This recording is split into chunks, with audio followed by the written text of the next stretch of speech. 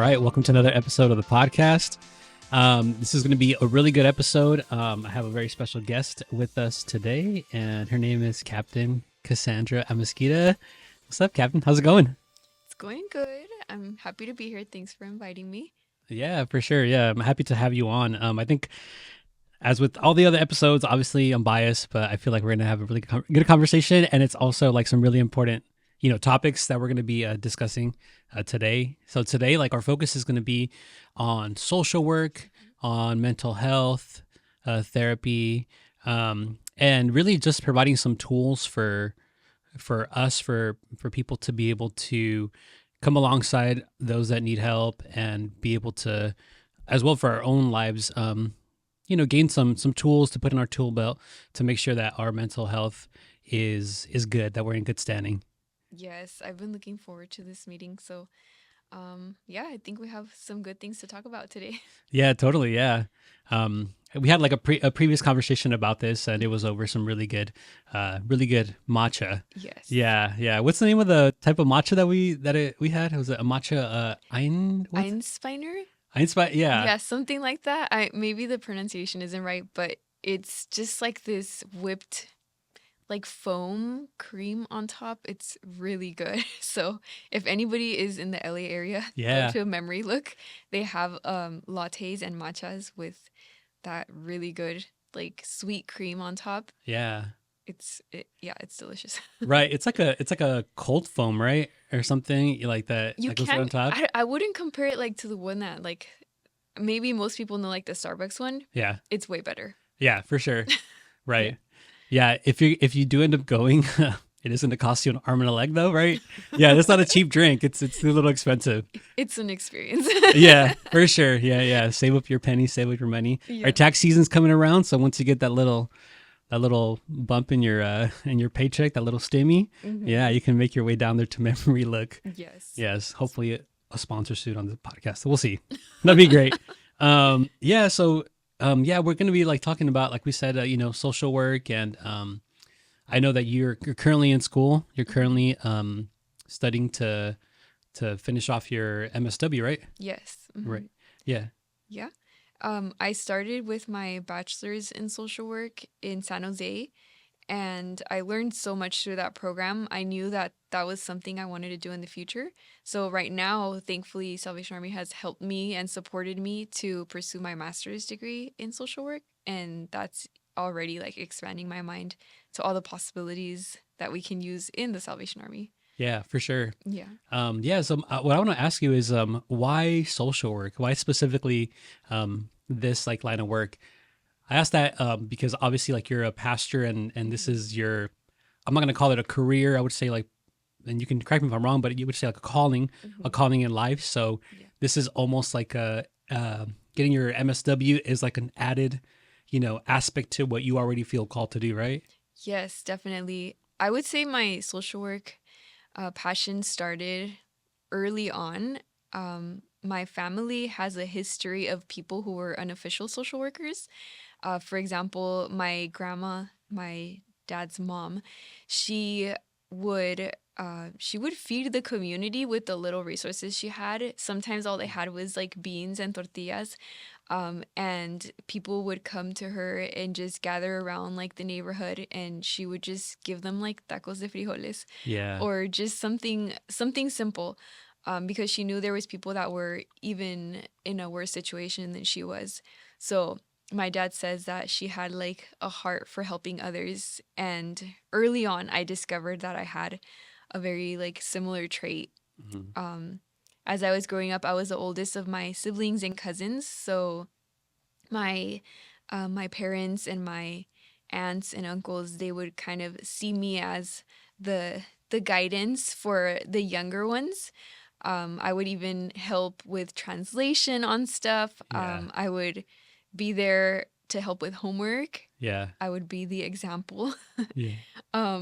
There was a lot of official stuff that I did as a kid that I look back now and I'm like, wow, that was like, people get paid to do that stuff. Right. Yeah. Uh-huh. But either way, it really just helped me, and I knew that I wanted to go towards a career that involved helping others. And when I realized social work was a way to do that, I was totally on board. Yeah. So now as an officer, involving that with my career and my calling, it comes with a whole new meaning. Yeah. It's a really special meaning. Yeah. I do find that really interesting. I feel like that's like a very like Hispanic thing in the aspect of at a very young age we learn how to fill out applications, and we learn how to fill out like really important documents, IRS documents, and all that sort for our parents, right? Especially like when our parents, or if our parents, are immigrants or migrants, into the country. Yeah. Maybe like the literacy isn't there. I mean, I can't tell you how many times I filled out, documents from my parents, filled out sick notes, from my parents of me not being be able to go to school. And we learned how to do that like really quickly. It's part of like our life. Yeah. I remember sitting like with teachers and like translating for my parents sometimes. Or if we went to like some type of meeting that was only in English, I was like whispering like to my parents kind of like in off the side Yeah. what was going on. But it's part of the resiliency that I think has helped me. Right. Yeah, it's a good thing. Yeah, for sure. 100%. Yeah. I feel like there's a possibility there. I feel like to be able to, if you're not doing so well in school, you could kind of change a little bit of what your teachers are saying to make make yourself seem a little bit better, right, within the translating Yes. portion of that. Yeah, I got in trouble a few times for doing that. There was a couple times where I ditched out on school, and I wrote letters to like little like excuse notes to my to my teachers, and I would just write it, be like, oh, my son was sick, so he couldn't make it, and I would write it, and I would just tell my dad, oh, hey dad, can you sign this really quick? Yeah. And he didn't know what it was, what it was saying, and I would just turn it into school. So it's really horrible. It's really horrible. I feel really bad about that, but that's just being young and immature, I guess. Yeah. Blame it on your brain not being fully developed yet. Yeah, for sure. Yes, I was definitely before. Yeah, this was a middle schooler for sure. So it was bad. Yeah. Okay. So you come from a line of social workers. So you saw that exemplified, and that was something that you like. It sounds like it resonated with you, with like what you kind of had inside or what you feel on the inside. So you had that in mind, and then at what point did like the idea of, or the calling or the feeling of, wanting to be a pastor come into that? Yeah. So as I was in school in my bachelor's program, that was nowhere in my radar. I was like getting near the end of my schooling, and I thought I wanted to pursue grad school. Some teachers, I was actually with a minor in Mexican American Studies, and there was a professor that was mentoring me and saying like, you really have a future in like writing, and if you want to keep like social work, that's great, but I really think like this creative way of expressing yourself is something you should look into. There's this great school like in the East Coast, like look into it. So I was excited. I was like, wow, like none of my family has ever done anything like this. I was like, this sounds really awesome. So at around this time I was dating somebody, and he was Catholic. I grew up Christian. And he had a lot of questions, so I would just, share as much as I could, as much as like a young like 21-year-old could share.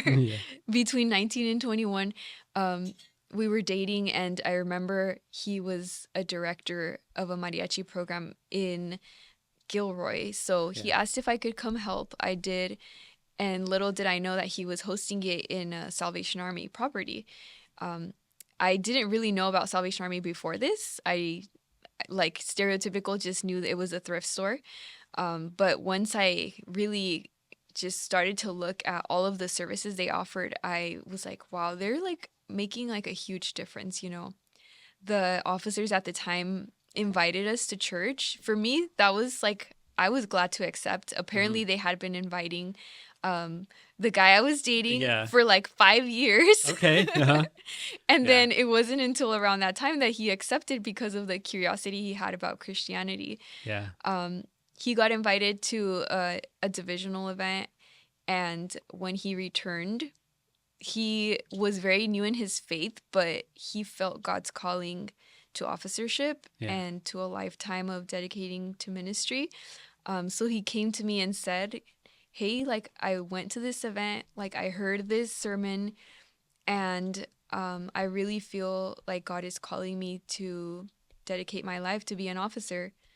I know, like, we're dating. Do you want to think about this? Like, do you want to think about doing this together, or do you want to, like, part ways? Mm-hmm. And I was like, what is this guy talking about? You know, like, is he asking me, like, to marry him? Right. So it was like strange, but I knew it was serious. Yeah. Because I was stuck between two big decisions. I was going to either pursue grad school and leave, Mm-hmm. or really think about, like, what he was sharing. So I really, like, took the time, and I just told him, like, okay, like, I'll have my journey with God, and I'll pray about this. Mm-hmm. And a couple weeks later, I felt really like God was confirming to me the same calling he used in, like, I felt it as I went to an altar call when the officer came and prayed with me. Mm-hmm. She verbalized everything that I had been going through, but she didn't know. Yeah. I had never shared it with her. Right. She said, like, everything you have gone through in your past, everything that you have worked for, God is going to use for a mighty purpose. And now it's time for you to trust him. So I felt like that was a confirmation of God really asking me to be, willing to follow and trust. Yeah. Yeah. So before that, had you ever considered or like thought about potentially being a pastor? So before that experience, it was something that was ever like in your mind, or was it just like you were pretty much set like on doing grad school and doing social work? I really thought I was just gonna, like, be eventually, like, a therapist someday, like, just continue with social work and start through case management and eventually work towards, being a licensed clinical social worker. Yeah. It was like being a pastor never crossed my mind, but I can also see, like, I was involved in this small church that I was a part of, and I took on a lot of leadership roles. It was so small, like a bedroom-sized church, but it was a beautiful experience because the pastor did allow me to have responsibilities and really take the initiative to teach the youth and to help in as many ways as I could. So in that sense, I did get a little taste of, like, ministry, but never to the point of, like, imagining being a pastor. Right. Yeah. Yeah. What I kind of find interesting as you're like saying is that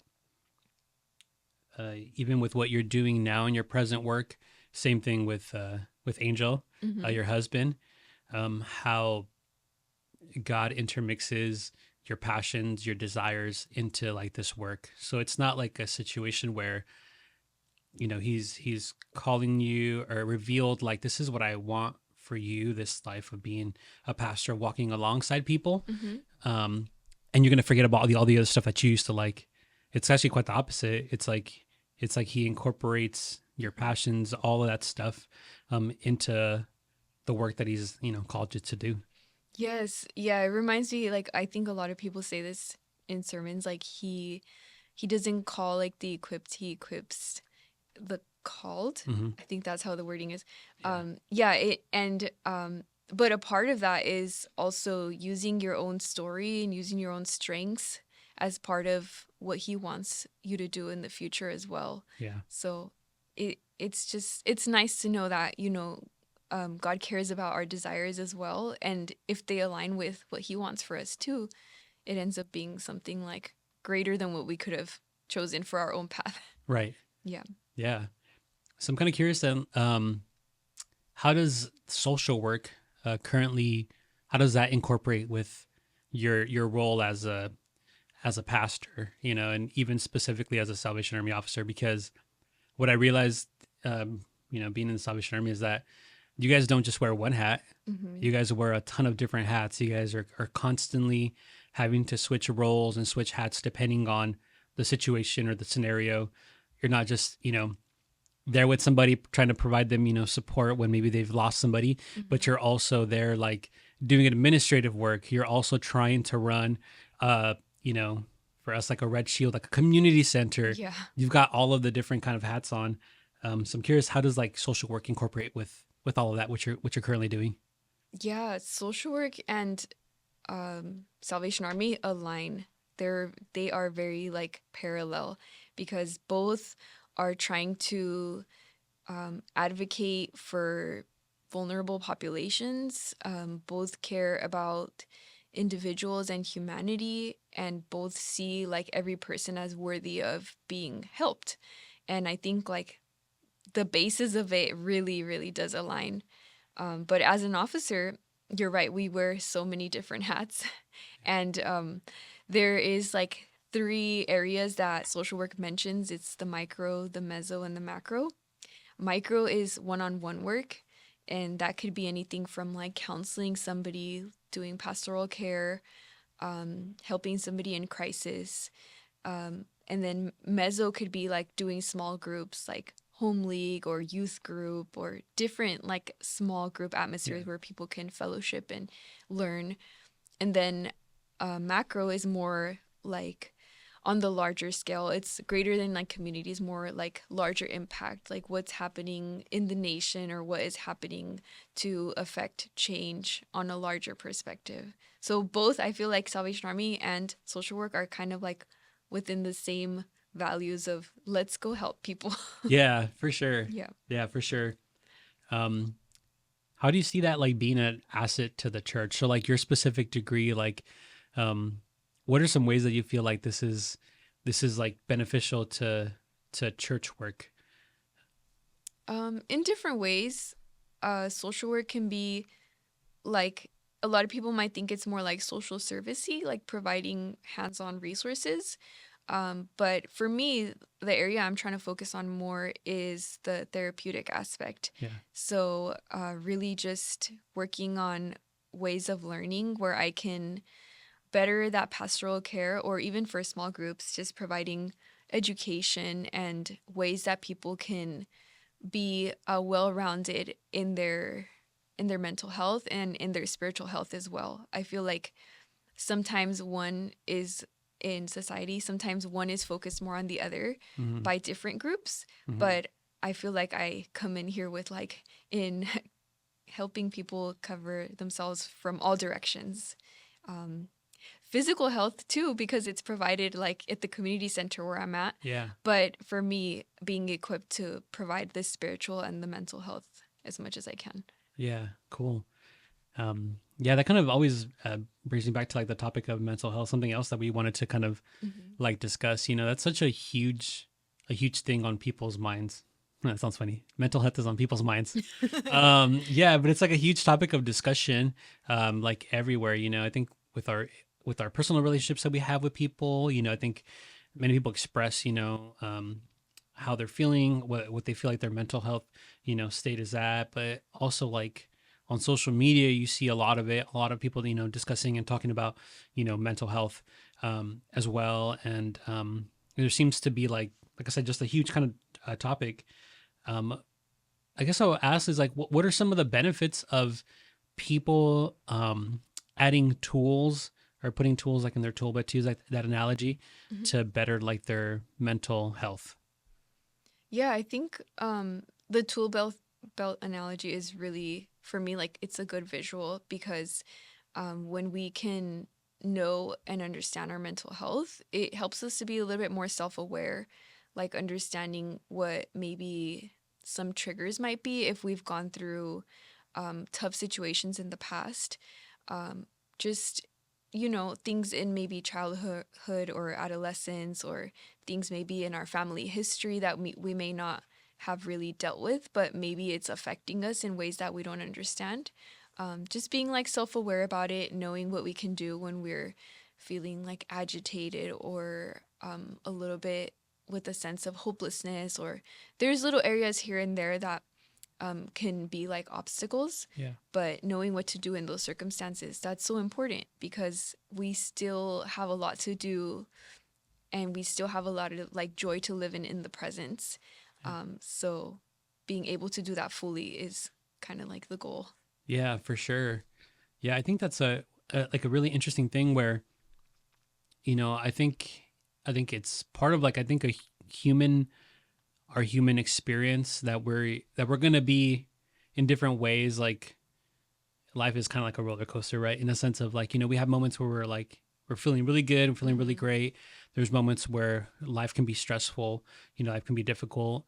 And it seems like a lot of times, specifically now, it really does feel like there is like a hyper awareness of that. Um, and it almost feels like, maybe I'm making a big generalization, but with like younger generations, like, when there's adversity, there kind of can feel like, it can kind of feel like adversity's not good, or like there's like a struggle or there's like a challenge. Yeah. And some of like our younger people can kind of like feel like, oh, then this means that something is wrong. And I would say like that's not really necessarily the case. Would you agree with that? Yeah, I actually had we had spring day camp a couple of weeks ago, and I was able to provide a little bit of like psychoeducation for the teens that were in my class. It was young girls. So we were talking about well-being, and I wanted to give them a way to conceptualize like emotions. And I told them to imagine like a house, and how visitors come into a house, and what happens when visitors come. Some of them will, hang out, some of them will be really friendly, and some of them will like bring exciting things to share. Some of them are not, that well mannered. Sometimes, like Yeah. if a really rowdy kid comes in your house, they might like destroy some things. They might jump on couches. Yeah. They might be like a little bit like frustrating or annoying. But the thing about visitors is that they always come and they always go. And I really wanted the girls to understand that emotions and feelings are kind of like visitors that come to your house, and then they're there temporarily and then they go. Nothing is always permanent. Right. Also, that visitors always have some, like we can always learn from our visitors, right? If we have an open perspective, then there's something always we can learn from somebody who's visiting. So I wanted them to also understand that emotions are something that we can just listen to and try to like understand, like, I wonder what they're trying to teach me. But rather, like, emotions and feelings are not always going to be like fact tellers. Sometimes they might, but most of the time they're more like little flags and just trying to prompt us to something else. So that was like a little visual I wanted to help them see. Because sometimes I feel like, especially for young people, I mean, we were all young ones, and everything feels like it's just so catastrophic, like, oh my gosh, like this person doesn't like me anymore. Like, is this how I'm going to feel forever? Yeah. And that can be so overwhelming. Right. It feels like it's just gonna, like, you're always gonna feel like depressed, or always gonna feel like betrayed, or always gonna feel anxious. Yeah. But even those feelings are temporary. Yeah. Yeah. Yeah, that's a good point. And I like obviously like I'm a little older, so we were raised like kind of differently, a lot of times like we didn't necessarily talk a whole lot about our feelings or the way we felt, or it was always like, oh, something happened to you, well then just like, you can kind of suck it up. Yeah. And just keep going. And I've noticed and I've grown to kind of understand that that's not necessarily the appropriate approach to every situation.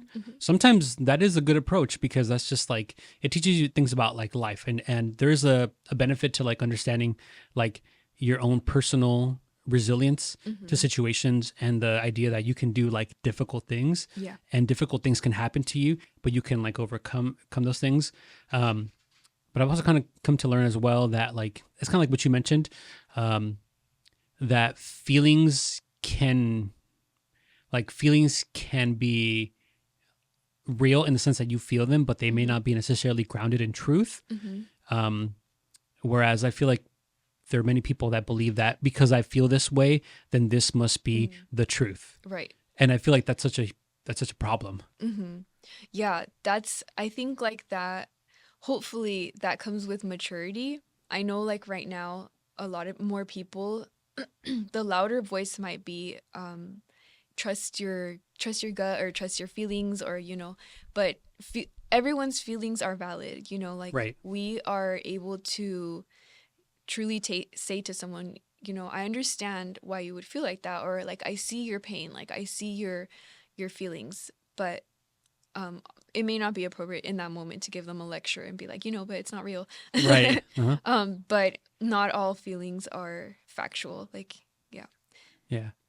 Yeah. I mean, I feel like there's been plenty of situations like, whether it's like even in, friendships, relationships, whatever, where you might feel a certain way, Yeah. but you don't have all the information. And then you realize like, oh, okay. Once you get all of the information, your feelings change. And Yeah. sure, like at that moment, for that situation with the knowledge that you had at that time, like you were in a sense sort of justified to feel the way you were, but it also isn't the full truth of the whole situation, the whole kind of Yeah. scenario, and how like when you do understand the whole situation and scenario, Yeah. how that actually, yeah, you kind of arrive at a moment of like truth, and it kind of does. I feel like to me personally, like it reminds me to like, okay, I'm feeling this way, and that's okay that I feel this way, but also like it may not be fully based in fact. I need to listen to the other perspectives. I need to listen to whatever else is kind of going around me, get all the information so that I can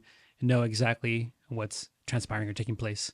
Yes. It reminds me of when mostly my daughter, she would come in when she was little. We had just moved to our new house, and she would come in at night and she was like, Mom, like there's a monster in my room. Like I saw a shadow. Excuse me. And when I heard her say that, of course, I'm not going to just run and go fight like the monster. Yeah. I first I had to help her feel safe. So I would go to the room and make sure there was actually no monsters. And Yeah. and Verify. yeah, Yeah. exactly. And I would just assure her, like, I would tell her like I hear you, like you're safe. And once she would feel safe, I would, whatever I had to do, I would hold her and comfort her. And then once she was calm, I would say, like, sometimes when the lights are out, like some of the furniture, some of your toys might cause shadows. And that does look scary. Like, I understand why you're scared, but you also have to understand, like, that there's like an explanation for this. Hmm. So, that was important for her because she would get to like reason and understand. And even as a child, as little as she was able to see the whole process. Hmm. But I think like the element of connection and safety is so important Yeah. because sometimes we want to skip over that and really like teach people the lesson. Yeah. But people might not feel safe enough to be vulnerable and ask questions, and really process through what they're going through. And they are not going to understand the reasoning behind it if we're not being safe people to share with. Yeah. Yeah. Cool. You mentioned something interesting, and it's coming right now to me. You were mentioning like our feelings, sometimes the things that are emotions, they're like little warning signals, Yeah. right? They're like, hey, something's kind of happening. This is a warning signal Mhm. of something maybe greater or something Yeah. else. So let's say, for example, somebody's like dealing with certain situations.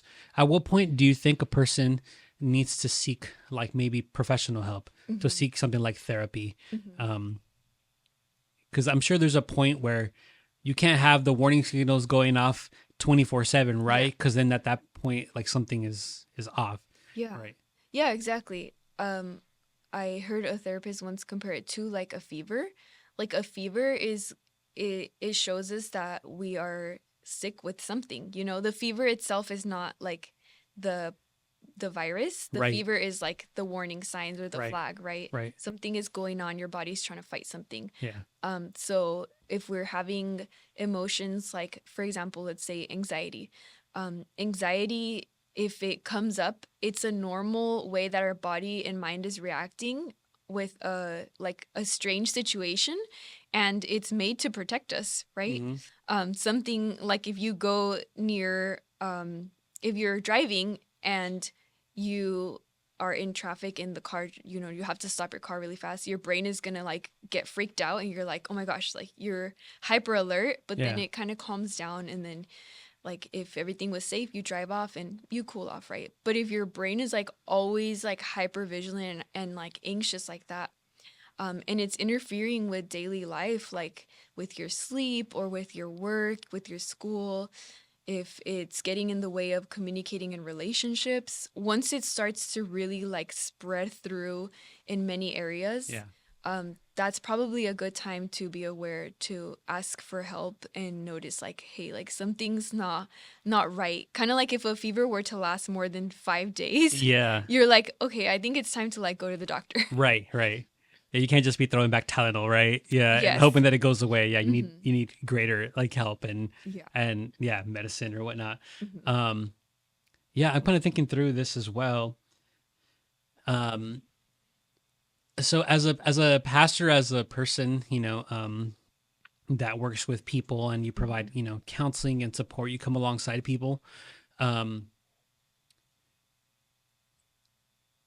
what would you say is like the point where you feel like, okay, the church has a responsibility to, to advocate, to work with people up to this degree?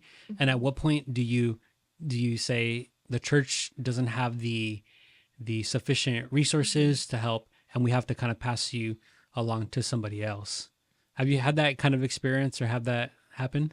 Yeah, there is situations like hopefully everyone has like a church home or a space where they feel comfortable and all that, and hopefully we can be embracing to all types of people, Yeah. like a diverse amount of people that are going through different things in life, so with that comes with struggles that may be out of our capacity. I really like how social work makes it very clear, like you only deliver the work that you are competent to deliver. Mm-hmm. Don't go beyond your certifications and abilities just because you can read an article about a trauma-informed practice. It doesn't make you able to just start practicing now with your clients. Yeah. That's not ethical. Yeah. So the same with the church. I think like we can be supportive to our people, and if we went for pastors, if we went to seminary, we received some tools there, and we can expand our abilities through trainings or through deeper studies to equip and provide our people with resources. Um, but then there's certain things that we may not be, there reaches a certain limit, like what I mentioned. If somebody's struggling with a deeper, more persistent issue, maybe that is the time to kind of like seek outside support. And there's many like agencies around. There's so many partners that we can work with. And I feel like it takes like a team to really continue to build God's kingdom. Yeah. The church needs other partners as well. Yeah. Yeah. Hey, I'm taking a really quick break from this episode just to remind you that if you're enjoying this conversation or any of the other conversations that we've had on this podcast, to go ahead and give us a share, like the podcast, subscribe to the podcast, and pass it along to other people you know will be able to benefit and will enjoy this. Also, I want to remind you that you can follow us across all social platforms at SoCalDivision. That's at SoCalDivision. There you'll be able to find a lot of really good content, so be sure to give us a follow. All right, back to the episode. Okay. Can we talk about this? Let's talk about like the huge problem of like that we see with social media and even just like in everyday life, like the problem Hmm. of like self-diagnosis, right? That's like a huge thing, right? That's like I feel like you can talk to whoever out on the street, Yeah. um, and even friends, and everybody's quick to try to like self-diagnose like a certain situation related to mental health, but also like I mean, how many times have we looked up WebMD to try to figure out what Yeah. it is that we have? Our left foot is, our left toe is hurting, Yeah. and we're like quickly to run on a WebMD to You try to only have figure it out. 5 days to live. Yeah, you only got 5 days to live. Yeah, you're like it's either an ingrown toenail or else you have some kind of horrible debilitating disease. Or you're gonna die in 5 days. Yeah. Right? It's just the crazy extremes. But like self-diagnosis is like a huge problem. I mean, we see that all over the place in everyday conversation. Yes, I think it's trendy. Yeah. I've noticed like even with algorithms, if you start getting into like ADHD videos, all of a sudden like your algorithm turns into like all of these videos about that, Yeah. and you're suddenly like, I have ADHD, Right. Right. so it is a problem. because like it's putting professional tools in the hands of people. Like Hmm. I love Grey's Anatomy and I have watched it since season 1. We're in season like 20 right now. Yeah. And as much as I have been a loyal viewer, I'm not a doctor. Right. you know um I feel like the tools that are presented there are meant for like educating and maybe like in just giving us a little bit more insight about something, but they're definitely not meant to like be self-diagnosing or um anything that's out of our capacity. I think that's where we have to seek professional guidance. Yeah. Did you ever hear about the case where a lot of like young girls were developing a quote unquote Tourette syndrome based off of like a bunch of social media videos on Mm-hmm. TikTok that they were watching, and then Mm-hmm. all of a sudden like it's part of like social contagion. They kept watching and watching, and all of a sudden like they were developing like Tourette's or like Tourette's like symptoms. Yes. Yeah. Yeah, I did hear about that. And I mean, that teaches us like the power of social media, the Yeah. power of influence Yeah. and how like contagious it is. Right. Mhm. Yeah. It's wild. Um, to me, when I'm thinking about like yeah, TikTok, there's a whole bunch of videos like of like self-advice videos and that type of stuff. And actually Mhm. we'll pull up an article right now. It's something that I was kind of like glancing through, Mhm. and I saw this article, and it's interesting. It's called Is Therapy Speak Ruining Our Relationships? Mhm. And I'll just read it really quick. And you can kind of give me your input on it, and then we'll watch like one of these like videos that Yeah. came up on TikTok. Mhm. But it says this. It says, picture this. Your friend has been acting distant for a few weeks. You ask her if everything's okay. She says, I've treasured our season of friendship, she says, calmly, a distant, bittersweet smile on her face. But we're moving in different directions in life. For many people, this detached reply would be nothing short of infuriating. Yet, this is exactly the friendship breakup that Ariana Brandolini, who's a doctorate psychology, a clinical psychologist based in New York, recommended in a recent viral TikTok video. This video goes on to show Dr. Brandolini speaking to an imagined friend about how she no longer has a capacity to invest in the friendship. I'm sorry if this feels painful and confusing, she sums up with an unsettling brand of what feels like corporate roboticism. I wish you all love and success. So we can keep scrolling down.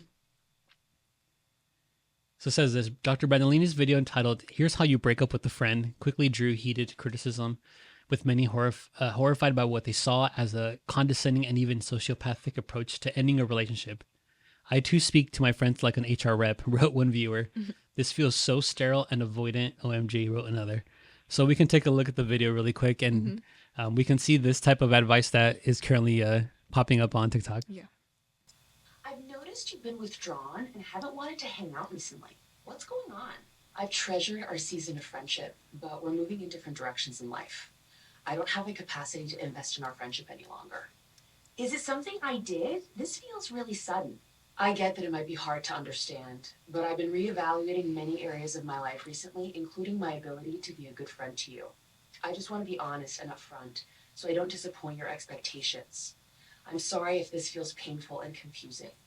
I wish you all love and success. Cool. So, like, what are your initial thoughts? I saw you make a face. I'm curious what your initial thoughts are. Um I think the comment about the HR thing's funny. Yeah, same, same. Yeah, it's very dry. It's very like just I don't know if logical is the term, but it doesn't seem like a genuine like friendship. Right. Yeah. It's I mean, I understand like there's a lot of these like videos out there and there's probably a lot of people that are really taking it serious and applying it in life Right. and impacting some real lives. Yeah. Yeah. Yeah, I think it is interesting how they said like it's very robotic. It's like devoid of any like emotions, Yeah. right? And the article goes on to talk about how like this type of kind of like advice, how Mhm. just generally to be like providing it generally for the population to just go about it and Mhm. and do this, like how it's actually not healthy, how it's not helpful, because Mhm. typically like it has to be kind of like a one-on-one case by case kind of like Yeah. a basis. So yeah, this doctor got a lot of heat for it, for like providing this type of advice. But the reality is like there's plenty of people that are going to like these videos and trying to find like, you know, self help videos, Hmm. looking for this type of advice, you know, to practice, Hmm. and that can be pretty detrimental. Yeah, for sure. I think I read the rest of the video, and I mean the article, and it was mentioning how it's not like a one size fits all. Certain situations might work for certain friendships or individuals, and then certain ones might not. So taking like one video and everyone's like, "Yep, this is how to approach it." Yeah, That's not. That's probably not gonna work out too well. yeah, right. You mentioned something too. Can you remember this? You were talking about, and I started watching it on Hulu. There's like a very famous. She used to be a therapist, a mom that started a YouTube channel. Hmm. Well, she was practicing, and then what was her name? Like, Oh, um, wait. was it Frankie? No, Yes, she wasn't the therapist, but the person who she was getting guidance from that's who it was. was. Yes. Yeah, Uh-huh. She was, so the mom was the influencer. She started with like a small like following, but then it really really exploded. She had millions of followers.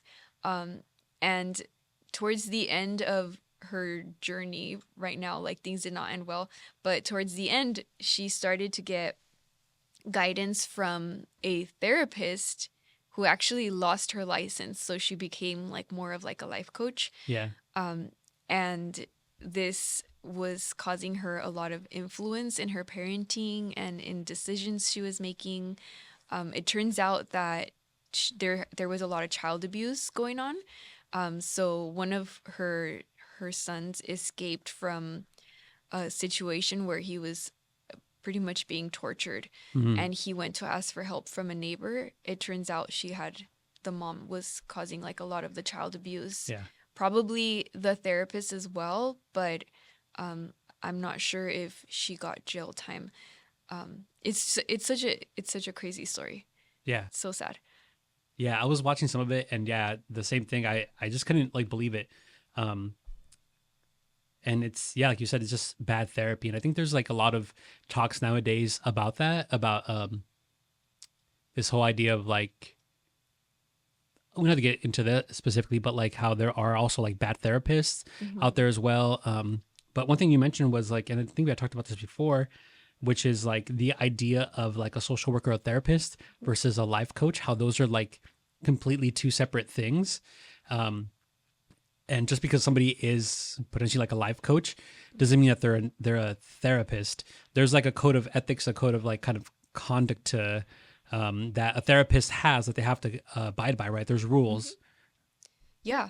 Actually, if we could take a look at it, Yeah. social workers, when they become like official social workers, in my master's program, I have already been asked to become a member of the NASW, the National Association of Social Workers. And there's a code of ethics here Yeah. that is very clear on the guidelines. So we're kind of like held to these Yeah. standards. And it's very helpful to have like these boundaries because it really outlines the things that are ethical to do and the things that are not. But I'm going to briefly read the first Yeah. little section. The NASW Code of Ethics is a set of standards that guide the professional conduct of social workers. The 2021 update includes language that addresses the importance of professional self-care.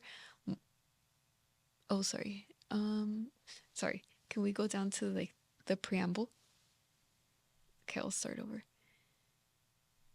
Okay, so I'm going to read from the preamble. It says, the primary mission of the social work profession is to enhance human well-being and help meet the basic human needs of all people, with the particular attention to the needs and empowerment of people who are vulnerable, oppressed, and living in poverty.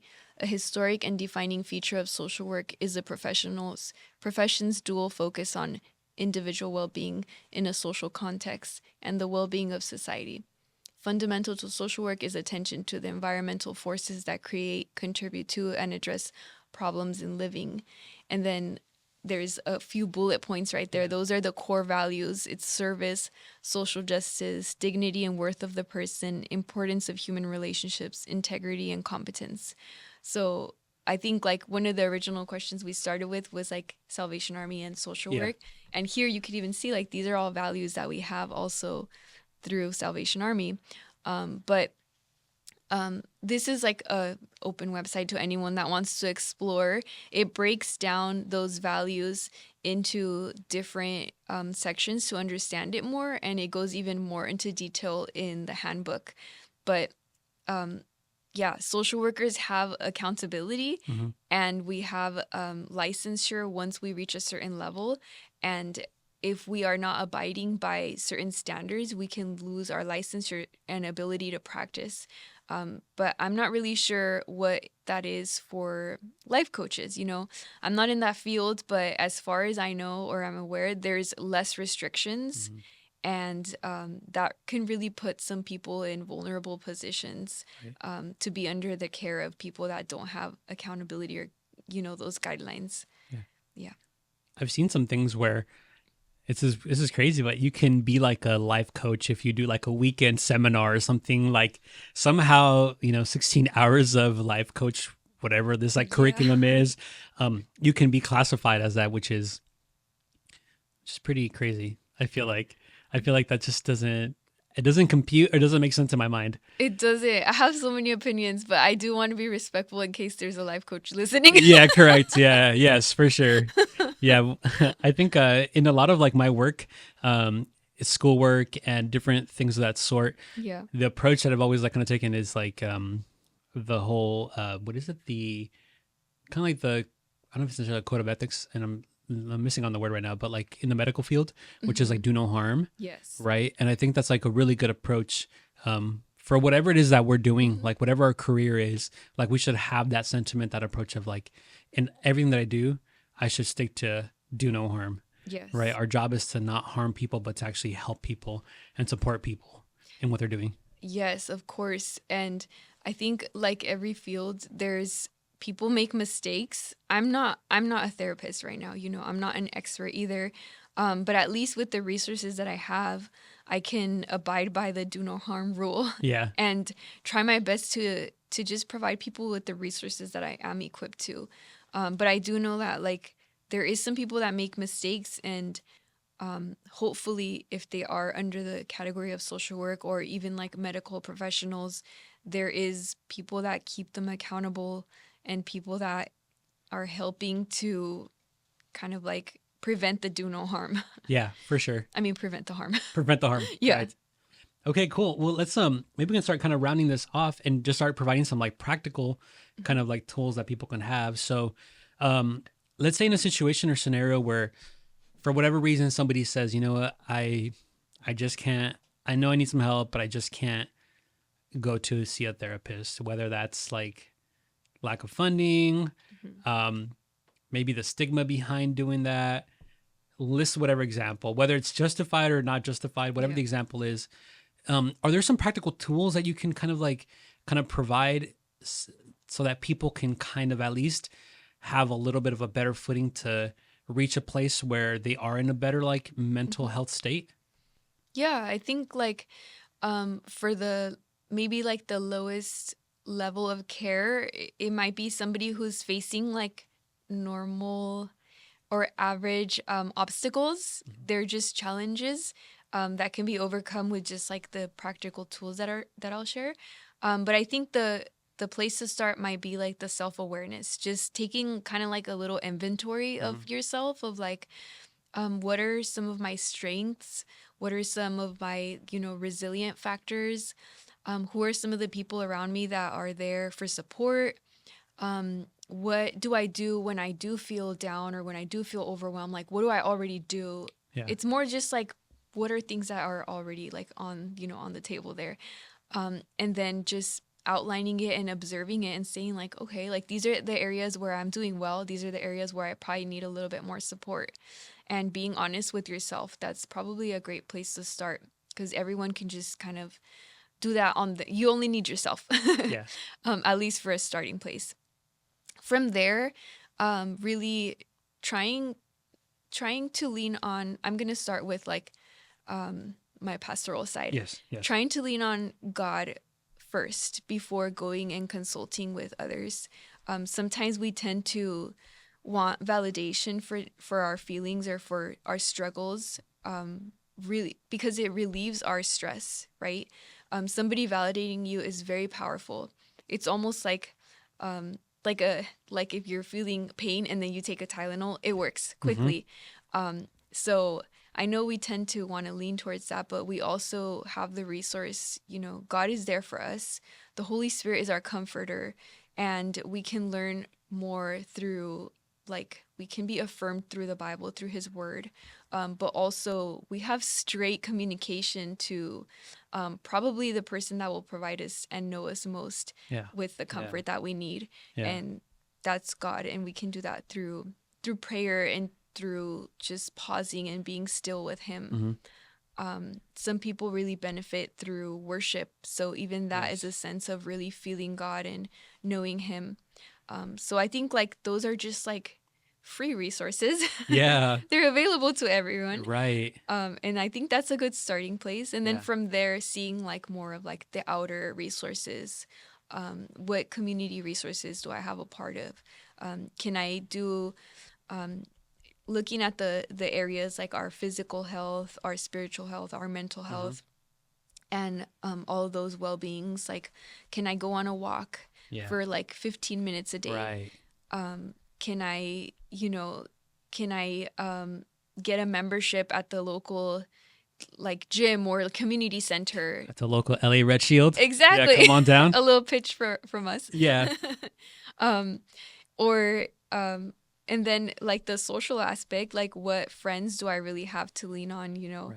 There's some friendships that, based on the video, I think there is some relationships that are maybe toxic, and we really do have to be aware that it could be affecting us in many ways. And are they really uplifting, or are they really holding us accountable in a true way? Yeah. And making sure that we have those people that are going to speak truth into our lives and be true encouragements to us. So doing a little self-inventory and then starting with small steps. Yeah, that's really powerful.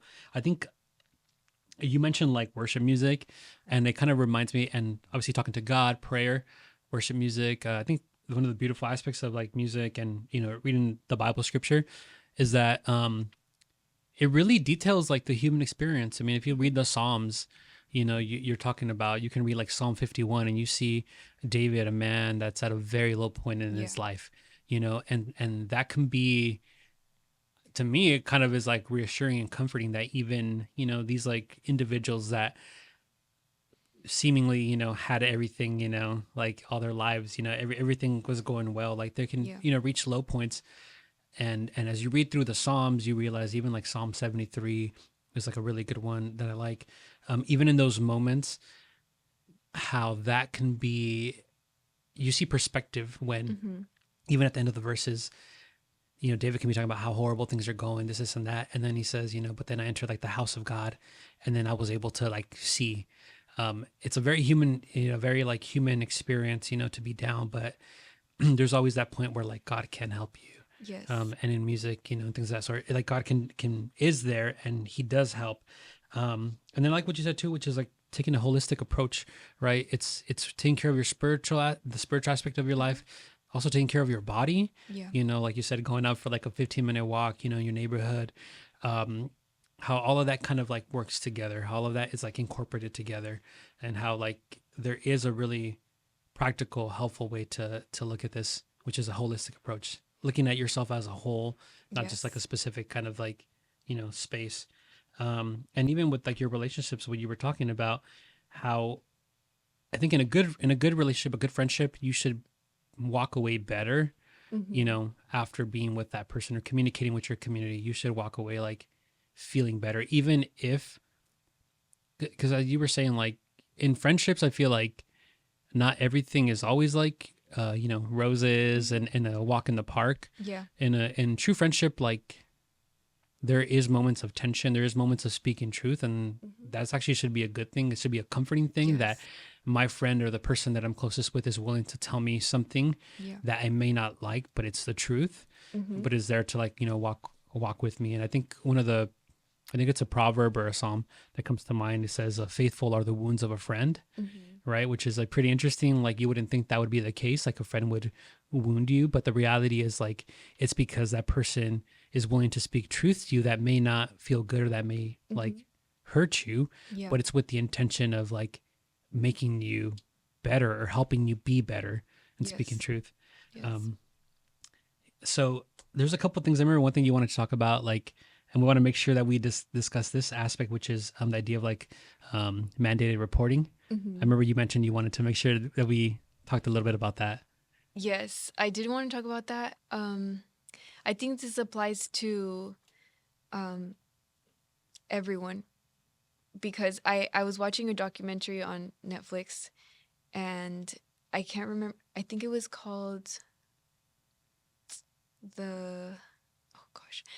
it was about Ivy Ridge, and that it was kind of like a wilderness camp for teens, where they got together, like people that wanted to start a business, and they brought teens into this program. I think it's called the program.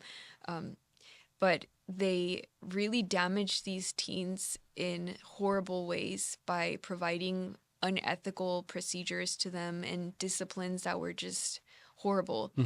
The thing is that all of the staff knew that this was happening, and a lot of them were participating into it, but nobody really, stood up for the teens and the kids. And that is like a very extreme situation. But I really wanted to touch on the topic of mandated reporting because the protection of people and vulnerable people in particular, like children, teens, people that are struggling, that's kind of like everybody's role to contribute to, in whether that is through knowing a brother is struggling and praying for them. Maybe that's like your role to play. If witnessing something at your church that is not right, or within your community, knowing that there potentially is abuse, and that like nobody doing anything about it, that is a place where one person, all it takes is courage to speak up and help that person, So I think like mandated reporting is so important. It's not only like up to the officer, it's everyone's role. I think at the end of the documentary, they mention like child abuse is everyone's business or something like that, because it does really it really does like empower regular people to just do something. Obviously do no harm. We don't have to go fight nobody. There's people that are in place and systems that are in place to protect individuals. Salvation Army has like a great program protecting the mission. So I think like if you know somebody, it can also go back to like if you know somebody who's struggling so much with their mental health that they are thinking about harming themselves or suicide or something like that, that's really serious. That's not a light thing to just brush off. That's also an opportunity to just really be there for a brother or sister and try to connect them to the resources that can help. Yeah. Here's the last kind of question we can talk about, and it goes with like a little bit of like mandated reporting, but like this idea of like secrets and secrecy, as well as confidentiality. Yeah. I remember my time as a youth worker. I was still a mandated reporter, but as a youth worker, there was definitely moments where, kids would come up to me and be like, hey, I need to tell you something. Yeah. I'll tell you a secret, or whatever. And I don't know what it was. It could have been something like, hey, I found $5, and I don't want to tell my parents or something really harmless. Yeah. But it also could have been something like, hey, something's going on at home and, whatever. And, it was always like an uncomfortable thing. I would be like, oh man, I don't know what this kid's going to say. Like, obviously, like if it's something really horrible, like I have to say something and it's going to be really uncomfortable. And, whatever it is what it is. Am I going to lose the trust of this child? But one thing that I always like kind of thought to myself, I'm like, I need to make sure, one, that I protect, the child. I got to protect myself, and I also have to protect my organization or the company that I'm working for, church. So I would always stop, like, be like, okay, really quick, before you tell me, I just want to let you know that depending on what it is that you tell me, I might have to tell somebody else. Like, So you just need to be aware of that before that. Like if it's something, bad essentially, or something that's like problematic, like I have a responsibility to tell somebody else, and I would use different language depending on the age of the child. Now I'm thankful to God that it was never anything like crazy. Nobody was ever telling me like, hey, I'm at home and, my parents abused me or something of that sort.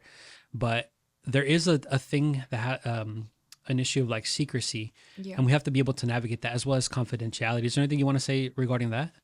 Yeah, I think like sin and like evil thrives in darkness and in secrecy. And I mean, what better way to like show like the positivity of light than through Jesus? Yeah. Like Jesus is the light. So in this way, like we too have to bring light to those issues. And sometimes it does sound very like dry and like HR, like the Yeah. article. Uh-huh. But just that little disclaimer, it does like protect the person sharing and yourself. I saw a tip that like a school counselor had on her wall. She had like the mandated reporting guidelines in Yeah. like very like just like friendly font. Yeah. And every time the kids would come in there, they just are reminded like, oh yeah, like, that's normal. It wasn't like a scary thing to Right. remind them of. And also having those firm boundaries for ourselves, it provides kids a safe space where they know, like, I know if I am ever in trouble, that this person will help me. Right. Because if we can hold ourselves to that standard of like, I am for like the vulnerable, I'm here to help them. It's not really about our opinion. It's about like, what do we need to do for individuals to be safe? And like having those guidelines for ourselves, the mandated reporting, and just not allowing like secrecy or gossip to thrive. Just having the courage to confront people. It reminds me of like when I was in seminary, we did a conflict management course, and that one was tough because we had to really like build the skills to confront people, and people don't like to do that. Mm-hmm. It's awkward to Yeah. confront people. It's not my favorite thing to do as a leader. Yeah. Just knowing that somebody's going through something, or that something's like maybe like something inappropriate is going on, and having to like go and confront. It's so uncomfortable. Yeah. But it's so necessary. Right. Because how many times do we know of people in our life that have let things slide, and so many things don't get caught, or people don't get the help they need, Yeah. Yeah. Yeah, definitely. Yeah, I feel like conflict is not something that people are happy about, trying to have it. Yes. Unless I don't know, you're just of a different breed where you just are looking for conflict everywhere you go. I think generally, like for the most part, people, maybe try to avoid it, but Yeah. also, yeah, I felt the same thing too. I found that it's very necessary at moments to do the uncomfortable thing, which is to speak up and say something. Yeah. And you just hope that there's enough like maturity on both ends or whatever to be able to, Yeah. to deal with it. Yeah, it's a place, it's potential of growth. And I think you started with one of these questions in the beginning that people kind of like get uncomfortable with, like animosity. I can't remember the wording you used, but just like not agreeing on something, that's hard. Yeah. And I think like with the conflict management, sometimes it's going to be like tough conversations we have with people around us. Yeah. There's things that we can disagree on, and then there's some things that probably it doesn't matter like on agreeing. It's about like a higher priority of safety or something like that, like protecting children, that's a non-negotiable. Right. Protecting like elders, that's Right. non-negotiable. Somebody's like, if they're having suicidal thoughts, that's also a non-negotiable. But pretty much everything else that is a potential for like, addressing something and growing from there, even if we have different perspectives or being open to it, you can learn a lot from somebody's different point of view. Yeah. Yeah. Yeah, definitely. This has been a really good conversation. I just want to ask, is there anything like final thing you want to maybe like say about this topic? It's such an interesting topic, so I feel like there can be so many little rabbit trails we can take. Yes. And even expand on more. So I don't know. I just challenge people. I hope that they can be encouraged to seek some self-awareness and take like a little inventory of themselves and see where they're at, and really like value the strengths that each individual has and the resources that they have, and just be kind individuals to others.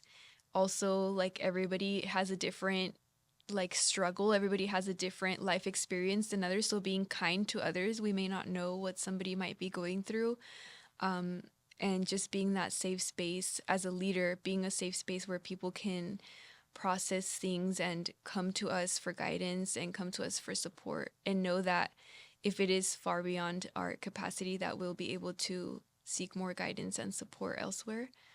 And yeah, just hopefully everyone can have the courage to be more kind and better individuals. Yeah, awesome. Absolutely. Cool. Well, thank you so much. Thanks for coming down and being willing to just have a good conversation about this topic. Yeah. Yeah, we're going to go ahead and with these articles and what you shared as well, the code of ethics on there. We'll have it in the show notes. So if anybody wants to just take a look at that, you're welcome to take a look at that. You're welcome to read that, and just looking at that, it kind of is helpful to like, yeah, I think this is a good way to like these principles. This is a good way to keep in mind, or something to keep in mind when it comes to the way that the way we work and operate with people and the way that we interact with people. Having that at the forefront of our minds. So we'll have that in the show notes. And is there anything you want to say? Like, do you want to give out your social media or Instagram stuff? You don't have to, but you can if you want to. If not, we'll just close this out. It's okay. You can share it if you want. Yeah. I may not add everyone. Just kidding. Yeah, for sure. Yeah. No, I'm just kidding. But yeah, thank you so much for inviting me, and Yeah. it was a great conversation, and yeah. Cool. Awesome. Yeah. All right. That's the end of the show. See you.